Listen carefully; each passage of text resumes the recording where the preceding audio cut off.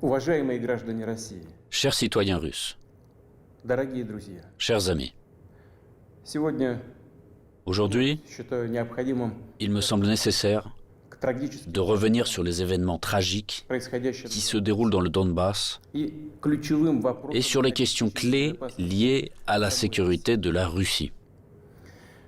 Начну с того, о чем говорил. Je vais commencer par ce que j'ai dit dans mon discours du 21 février de cette année. Речь о том, что вызывает у нас Je me réfère à ce qui nous préoccupe particulièrement, о тех à savoir les menaces fondamentales que font peser sur notre pays de manière démesurée et arrogante, pas à pas, année après année, les hommes politiques occidentaux irresponsables.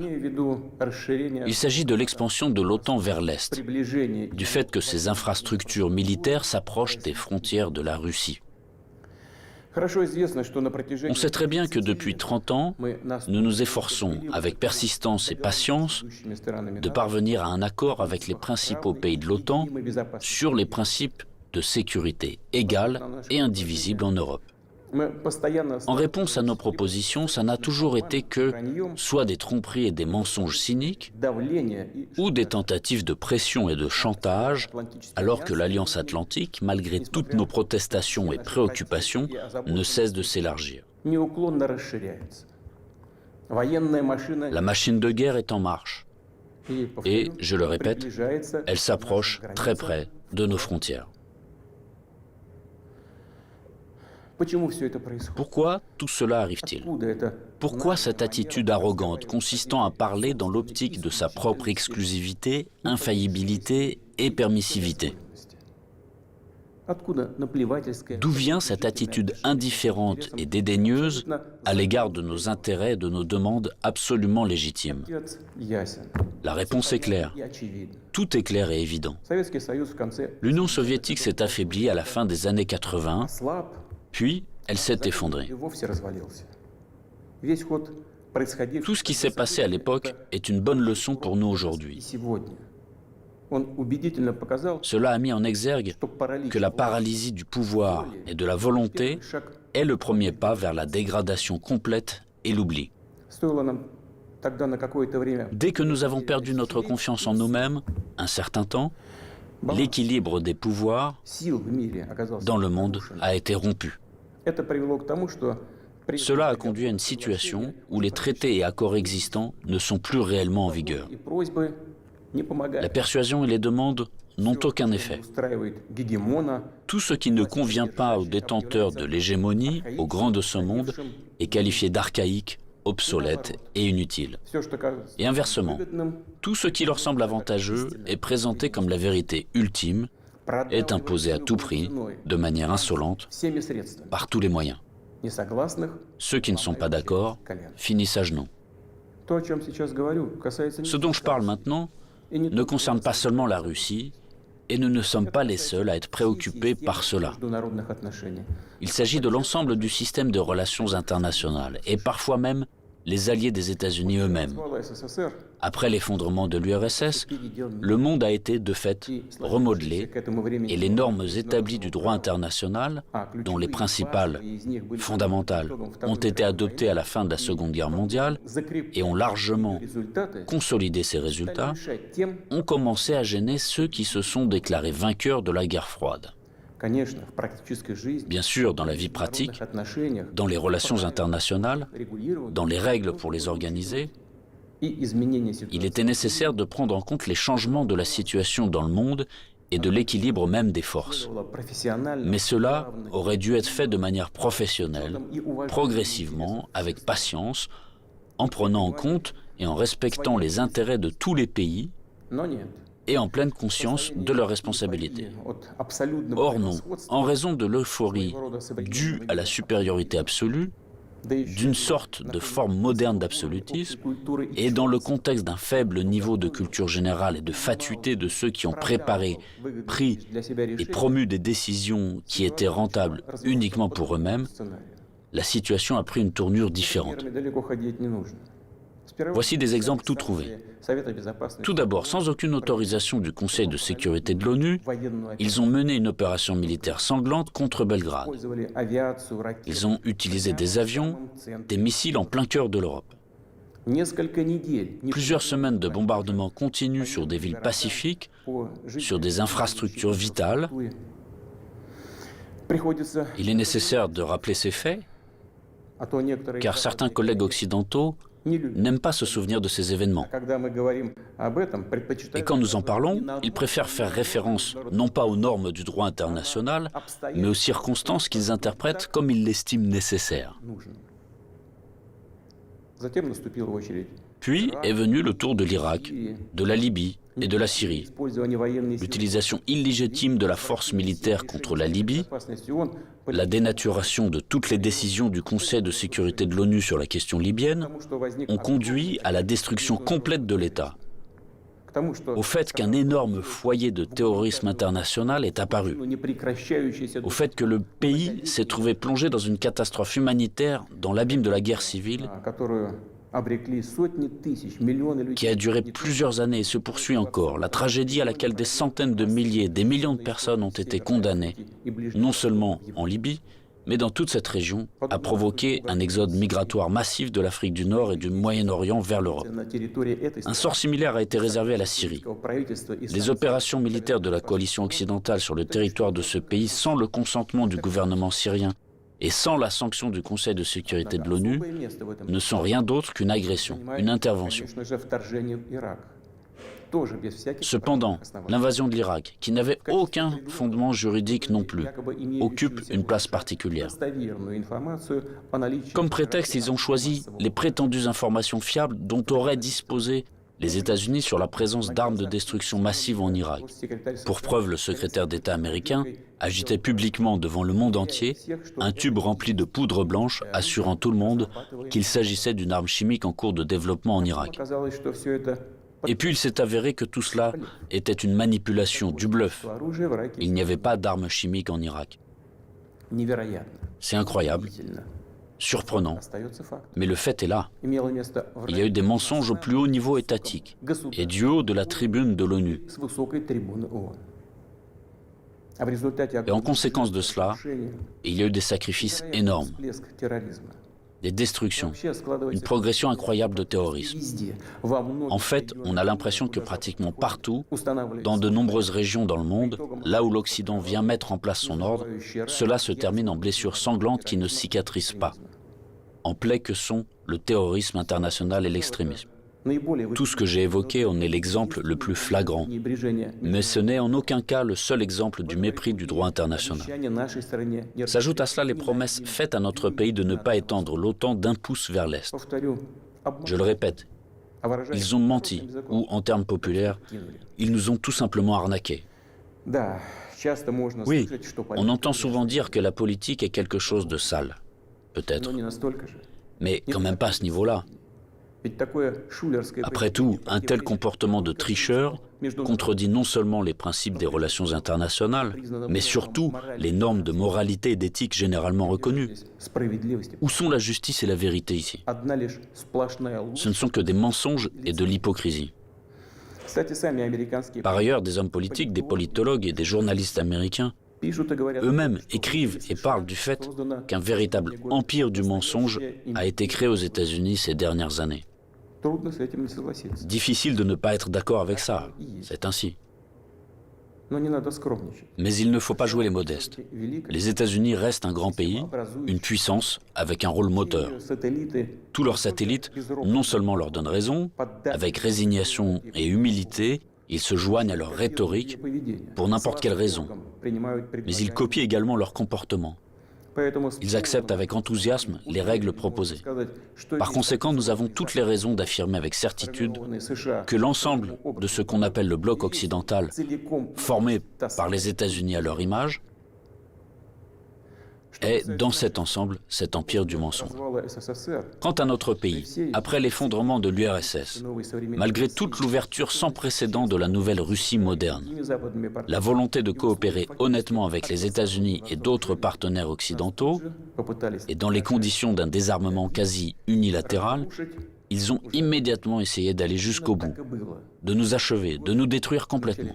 C'est exactement ce qui s'est passé dans les années 90, au début des années 2000, lorsque l'Occident, dit collectif, a soutenu très activement le séparatisme et les gangs de mercenaires dans le sud de la Russie. Quels sacrifices, quelles pertes, tout cela nous a-t-il alors causé? Quelles épreuves avons-nous dû traverser avant de briser définitivement le terrorisme international dans le Caucase? Nous nous en souvenons et nous ne l'oublierons jamais. En fait, jusqu'à récemment, ils n'ont cessé de chercher à nous utiliser dans leurs propres intérêts, de détruire nos valeurs traditionnelles, de nous imposer leurs pseudo-valeurs, ce qui nous consumerait, nous, notre peuple, de l'intérieur. Ces attitudes qu'ils imposent déjà agressivement dans leur pays et qui conduisent directement à la dégradation et à la dégénérescence, car ils contredisent la nature humaine. Cela n'arrivera pas et personne n'y est jamais arrivé. Cela ne fonctionnera pas non plus maintenant. Malgré tout, en décembre 2021, nous avons une nouvelle fois tenté de nous mettre d'accord avec les États-Unis et leurs alliés sur les principes pour assurer la sécurité en Europe et le non-élargissement de l'OTAN. Tout cela en vain. La position américaine ne change pas. Ils ne considèrent pas comme nécessaire de négocier avec la Russie sur cette question clé pour nous. Ils poursuivent leurs propres objectifs et négligent nos intérêts. Et bien sûr, dans cette situation, nous nous demandons, que faire ensuite? À quoi s'attendre? L'histoire nous apprend qu'en 1940 et au début de 1941, l'Union soviétique a tenté d'empêcher, ou du moins de retarder, la guerre par tous les moyens. Pour ce faire, elle a essayé littéralement jusqu'à la dernière minute de ne pas provoquer un agresseur potentiel, n'a pas pris ou reporté les mesures les plus nécessaires et les plus évidentes visant à se préparer et repousser une attaque inévitable.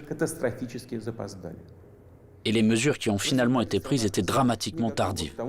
En conséquence, le pays n'était pas prêt à faire face à pleine capacité à l'invasion de l'Allemagne nazie qui attaquait notre patrie sans déclaration de guerre le 22 juin 1941. L'ennemi a été arrêté, puis écrasé, mais à un coût colossal. La tentative d'amadouer l'agresseur à la veille de la Grande Guerre patriotique s'est avérée être une erreur qui a coûté cher à notre peuple. Au cours des premiers mois de la guerre, nous avons perdu de vastes territoires stratégiquement importants et des millions de personnes. Nous ne ferons pas une telle erreur une deuxième fois. Nous n'en avons pas le droit. Ceux qui revendiquent la domination mondiale publiquement, en toute impunité et, je le souligne, sans aucune justification, nous déclarent, nous, la Russie, leur ennemi. En effet, ils disposent aujourd'hui de grandes capacités financières, scientifiques, technologiques et militaires. Nous en sommes conscients et nous évaluons objectivement les menaces qui nous sont adressées constamment dans le domaine de l'économie, ainsi que notre capacité à résister à ce chantage impudent et permanent. Je le répète, nous les évaluons sans illusion, de manière très réaliste. En ce qui concerne le domaine militaire, la Russie moderne, même après l'effondrement de l'URSS et la perte d'une grande partie de son potentiel, est aujourd'hui l'une des puissances nucléaires les plus fortes du monde et elle dispose en outre d'avantages en ce qui concerne un certain nombre d'armes de pointe. Il ne devrait donc faire aucun doute qu'une attaque directe contre notre pays entraînerait une défaite et des conséquences désastreuses pour tout agresseur potentiel. Cependant, les technologies, y compris en matière de défense, évoluent rapidement. Le leadership dans ce domaine a changé et changera encore demain. Tandis que la conquête militaire des territoires adjacents à nos frontières, si nous laissons cela se produire, se poursuivra pendant des décennies, ou peut-être pour toujours. Et cela constituera une menace toujours plus grande et totalement inacceptable pour la Russie. Aujourd'hui même, alors que l'OTAN s'étend vers l'Est, la situation pour notre pays se dégrade et devient chaque année plus dangereuse. En outre, ces derniers jours, les dirigeants de l'OTAN ont explicitement évoqué la nécessité d'accélérer, de forcer l'avancée des infrastructures de l'Alliance vers les frontières de la Russie. En d'autres termes, ils renforcent leur position. Nous ne pouvons plus nous contenter de regarder ce qui se passe.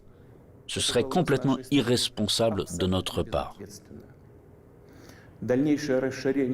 La poursuite de l'expansion de l'infrastructure de l'Alliance Atlantique, la conquête militaire des territoires de l'Ukraine qui a commencé, tout cela est inacceptable pour nous. Le problème, bien sûr, ce n'est pas la structure de l'OTAN elle-même. Elle n'est qu'un instrument de la politique étrangère des États-Unis. Le problème est que sur les territoires qui nous sont adjacents, je vous le fais remarquer, sur nos propres territoires historiques, une anti-Russie est en train d'être créée, qui a été placée sous un contrôle extérieur total, qui est colonisée de manière active par les forces armées des pays de l'OTAN, et où il y a un afflux d'armes les plus modernes. Pour les États-Unis et leurs alliés, il s'agit de ce qui est qualifié de politique de dissuasion de la Russie, de dividendes géopolitiques évidents. Et pour notre pays, c'est finalement une question de vie ou de mort. La question de notre avenir historique en tant que peuple. Ce n'est pas une exagération, c'est la vérité. C'est une menace réelle, non seulement pour nos intérêts, mais pour l'existence même de notre État, pour sa souveraineté. C'est cette même ligne rouge dont on a parlé à plusieurs reprises. Ils l'ont franchie. Par conséquent, il faut parler de la situation dans le Donbass. Nous voyons que les forces qui ont effectué un coup d'État en Ukraine en 2014 ont pris le pouvoir et le conservent, de fait, à l'aide de procédures électorales décoratives et ont finalement renoncé à un règlement pacifique du conflit.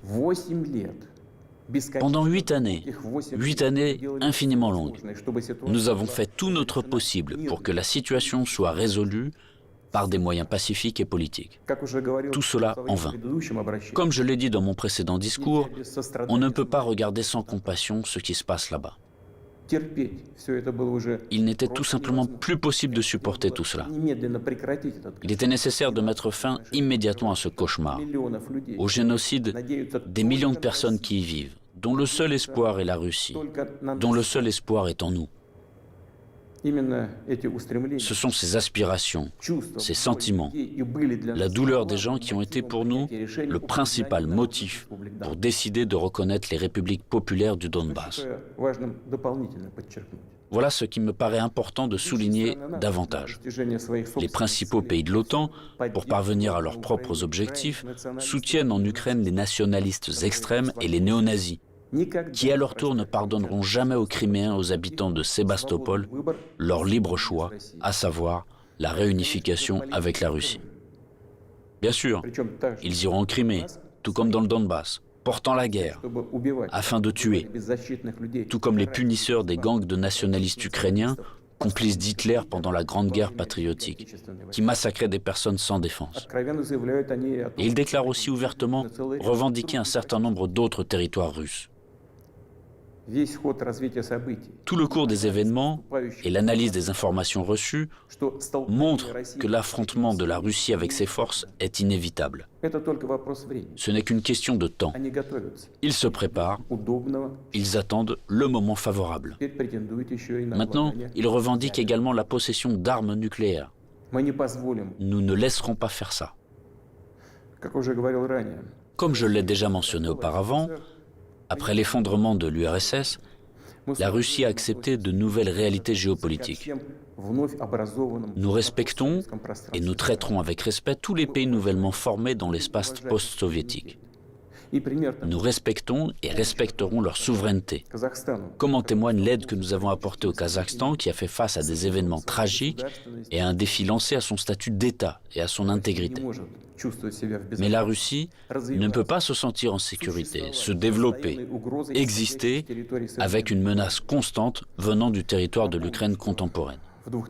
Je rappelle que dans les années 2000-2005, nous avons riposté militairement aux terroristes du Caucase, défendu l'intégrité de notre État, préservé la Russie. En 2014, nous avons soutenu les Criméens et les résidents de Sébastopol. En 2015, nous avons utilisé les forces armées pour mettre un obstacle sûr à l'infiltration de terroristes de Syrie en Russie. Nous n'avions pas d'autre moyen de nous protéger. La même chose se produit à l'heure actuelle. On ne nous a tout simplement pas laissé d'autres possibilités de protéger la Russie, notre peuple, à l'exception de celles que nous devrons utiliser aujourd'hui. Les circonstances exigent que nous prenions des mesures décisives et immédiates. Les républiques populaires du Donbass ont demandé de l'aide à la Russie. À cet égard, conformément à l'article 51, partie 7 de la Charte des Nations Unies, conformément à l'autorisation votée par le Sénat de la Fédération de Russie et en application des traités d'amitié et d'assistance mutuelle avec la République populaire de Donetsk et la République populaire de Lugansk, ratifiés par l'Assemblée fédérale le 22 février dernier, j'ai décidé de mener une opération militaire spéciale. Son objectif est de protéger les personnes qui souffrent des abus et du génocide de la part du régime de Kiev depuis 8 ans. À cette fin, nous nous efforcerons de démilitariser et de dénazifier l'Ukraine et de poursuivre en justice ceux qui ont commis des crimes nombreux et sanglants contre des civils, y compris des citoyens de la Fédération de Russie. Dans le même temps, nous ne planifions pas d'occuper des territoires ukrainiens. Nous n'avons pas l'intention d'imposer quoi que ce soit à qui que ce soit par la force. Cependant, nous entendons de plus en plus souvent dire en Occident que les documents signés par le régime totalitaire soviétique qui instaurèrent les résultats de la Seconde Guerre mondiale ne devraient plus être appliqués. Eh bien, quelle est la réponse à cette question? Les résultats de la Seconde Guerre mondiale sont sacrés, tout comme les sacrifices de notre peuple sur l'autel de la victoire sur le nazisme. Et cela ne contredit pas les hautes valeurs des droits de l'homme et des libertés fondées sur les réalités de toutes les décennies d'après-guerre. Cela n'annule pas non plus le droit des peuples à l'autodétermination stipulé par l'article 1er de la Charte des Nations Unies. Je tiens à vous rappeler que ni lors de la création de l'URSS, ni après la Seconde Guerre mondiale, personne n'a jamais demandé aux habitants de certains territoires faisant partie de l'Ukraine d'alors comment ils voulaient eux-mêmes organiser leur vie. Notre politique est fondée sur la liberté de choix, permettant à chacun de déterminer en toute indépendance son propre avenir et celui de ses enfants. Et nous considérons qu'il est important que ce droit, le droit de faire son choix, puisse être exercé par tous les peuples vivant sur le territoire de l'Ukraine contemporaine, par tous ceux qui le souhaitent. À cet égard, je m'adresse également aux citoyens ukrainiens. En 2014, la Russie a été obligée de protéger les habitants de Crimée et de Sébastopol de ceux que vous traitez vous-même de nazis. Les habitants de Crimée et de Sébastopol ont choisi de rejoindre leur patrie historique, la Russie, et nous l'avons soutenu. Je le répète, il était tout simplement impossible de faire autrement. Les événements d'aujourd'hui ne sont pas liés à la volonté de porter atteinte aux intérêts de l'Ukraine et du peuple ukrainien. Ils sont liés à la nécessité de protéger la Russie elle-même contre ceux qui ont pris l'Ukraine en otage et tentent de l'utiliser contre notre pays et son peuple. Je le répète, nos actions relèvent de l'autodéfense, contre les menaces qui pèsent sur nous et contre un désastre encore plus grave que celui d'aujourd'hui. Aussi difficile que cela puisse être, je vous demande de le comprendre et je vous appelle à la coopération pour tourner au plus vite cette page tragique et avancer ensemble, pour ne permettre à personne de s'immiscer dans nos affaires, dans nos relations, mais les développer de manière indépendante, afin que cela réunisse les conditions nécessaires à la résolution de tous les problèmes et, malgré l'existence de frontières entre les États, nous renforcerait de l'intérieur comme si nous ne formions qu'un. Je crois en cela. Je crois que tel est notre avenir. Je dois également m'adresser aux militaires des forces armées ukrainiennes. Chers camarades, ce n'est pas pour que les néo-nazis d'aujourd'hui prennent le pouvoir en Ukraine que vos pères, vos grands-pères, vos arrière-grands-pères se sont battus contre les nazis en défendant notre patrie commune. Vous avez prêté serment d'allégeance au peuple ukrainien et non à la junte hostile au peuple qui pille l'Ukraine et persécute ce même peuple. Ne suivez pas ces ordres criminels. Je vous exhorte à déposer les armes immédiatement et à rentrer chez vous. Je tiens à le préciser, tous les militaires de l'armée ukrainienne qui obéissent à cette exigence pourront librement quitter la zone des hostilités et retourner auprès de leur famille. Une fois de plus, j'insiste fortement. Toute responsabilité pour une éventuelle effusion de sang reposera entièrement sur la conscience du régime au pouvoir sur le territoire de l'Ukraine. Maintenant, quelques mots importants, très importants, pour ceux qui seraient tentés de s'ingérer dans les événements en cours.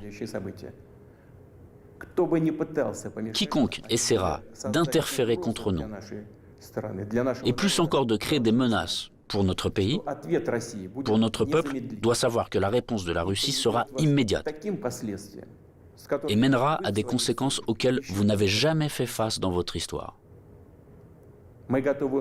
Nous sommes prêts à n'importe quelle évolution de la situation. Toutes les décisions nécessaires à cet égard ont été prises. J'espère être entendu. Chers citoyens russes, le bien-être, l'existence même d'États et de peuples entiers, leur succès, leur viabilité, trouvent toujours leur origine dans le puissant système des racines englobant leur culture et leurs valeurs. L'expérience et les traditions de leurs ancêtres, et bien sûr, dépendent directement de la capacité à s'adapter rapidement à une vie en constante évolution, de la cohésion de la société, de sa volonté de se consolider, de rassembler toutes les forces pour aller de l'avant. Les forces sont toujours nécessaires, toujours. Mais la force peut être de qualités diverses. La politique de l'empire du mensonge que j'ai évoquée au début de mon intervention repose avant tout sur la force brutale et directe. Dans de telles situations, nous disons, quand il y a de la force, pas besoin d'avoir quelque chose dans la tête. Or, nous savons que la vraie force réside dans la justice et la vérité, qui sont de notre côté. Et s'il en est ainsi, alors il est difficile de ne pas être d'accord avec le fait que c'est la force et la volonté de se battre qui sont les fondements de l'indépendance et de la souveraineté, les fondations nécessaires et uniquement sur lesquelles on peut construire son avenir de manière fiable, construire sa maison, fonder sa famille, sa patrie. Chers compatriotes, je suis convaincu que les soldats et les officiers des forces armées russes fidèles à leur pays accompliront leur devoir avec professionnalisme et courage. Je ne doute pas que tous les niveaux du pouvoir et les spécialistes responsables de la stabilité de notre économie, du système financier et du domaine social, ainsi que les dirigeants de nos entreprises et tous les milieux d'affaires russes travailleront d'une manière harmonieuse et efficace. Je compte sur une position consolidée patriotique de tous les partis représentés au Parlement et des forces publiques. Après tout, comme cela a toujours été dans l'histoire, le destin de la Russie se trouve entre les mains fiables de notre peuple multinational. Cela signifie que les décisions adoptées seront exécutées, que nos objectifs seront atteints et que la sécurité de notre patrie sera garantie d'une manière sûre. Je crois en votre soutien et en la force invincible que nous donne l'amour de la patrie.